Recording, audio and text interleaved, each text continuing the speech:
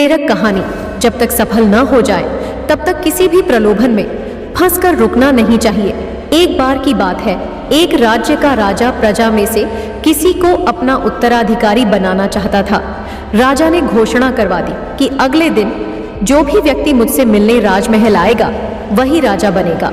वही व्यक्ति अपने लक्ष्य तक पहुंच सकता है जो किसी प्रलोभन में फंसकर रुकता नहीं है। इस संबंध में एक लोक कथा प्रचलित है। कथा के अनुसार पुराने समय में एक राजा की कोई संतान नहीं थी। वह बूढ़ा हो गया तो इस बात की चिंता होने लगी कि मेरे बाद इस राज्य को कौन संभालेगा। राजा ने अपने गुरु से पूछा, इस समस्या का हल पूछा। गुरु ने कहा कि राजन अपनी प्रजा में से किसी योग्य व्यक्ति को उत्तराधिकारी बना देना चाहिए। ये बात राजा को समझ आ गई। उसने अपने मंत्री से कहा कि प्रजा के बीच ये घोषणा करवा दे कि कल जो भी व्यक्ति सूर्यास्त से पहले मुझसे मिलने राजमहल तक आ जाएगा उसे इस राज्य का उत्तराधिकारी घोषित किया जाएगा।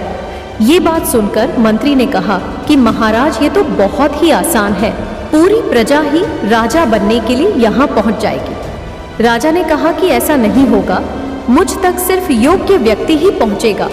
आप घोषणा करवा दीजिए। मंत्री ने राजा की आज्ञा का पालन किया और प्रजा तक संदेश पहुंचा दिया। अगले दिन बड़ी संख्या में लोग उत्तराधिकारी बनने के लिए राजमहल की ओर निकल पड़े। महल के बाहर राजा ने एक बड़े मेले का आयोजन किया था।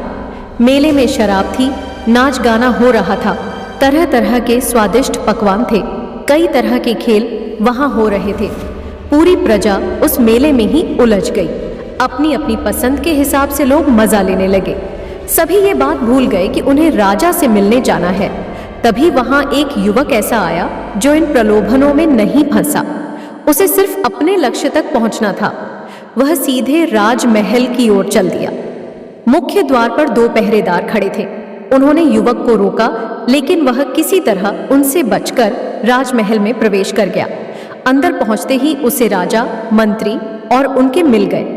राजा ने उस युवक को राज्य का उत्तराधिकारी नियुक्त कर दिया।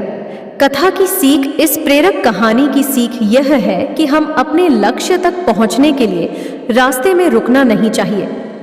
सफलता मिलने तक हमें आगे बढ़ते रहना चाहिए।